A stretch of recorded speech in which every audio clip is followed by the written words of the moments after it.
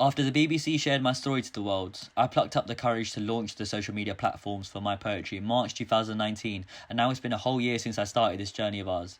At first I was afraid my life would turn upside down if I let my voice and real emotions out. And my first year hasn't been plain sailing, believe me, I've choked and forgotten my words at open mics. But luckily our poetry scene is so supportive and has always reminded me to keep pushing, accept my past mistakes and continue striving to be the best version of myself I can be for the future. Looking back on it all, I'm blessed to have been invited to perform at London launch parties, put my heart out on a sleeve at deep-themed events, entertain everyone at event birthdays and anniversaries by spreading my love to celebrate, as well as have my poetry officially published for the greater good.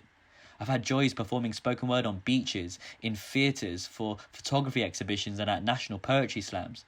Continuously working on my craft and making a name for myself in the creative industry, I've been unbelievably fortunate enough to get recognised, booked and paid to perform headline sets and feature gigs, not just up and down my home city of London, but around the whole country of Great Britain, especially in places that ain't familiar with someone who looks and sounds like me. But throughout all those joys, I also struggled in my first year on the scene, grieving and finding the strength to perform a poem at a funeral for the death of a good friend, but also having the responsibility to perform at a whole Asian wedding, making me realise the importance of celebrating people's lives and the positivity we all radiate. I've opened up about my mental health on an important guest panel, been selected to join poetry workshop schemes run by national organisations, and I've also run workshops on my own for both adults and school children, trying to give the next generation of kids everything I wish I had growing up.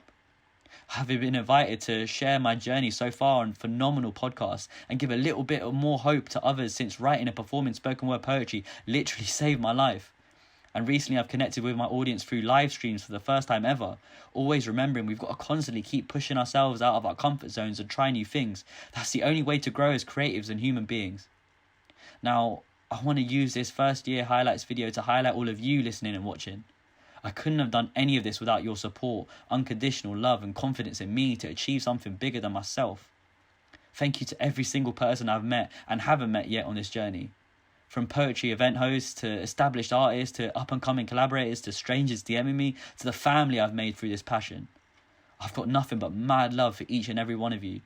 It's been one hell of a year and now I've found my voice finally. I look forward to seeing what this next year has in store for us all, creatively.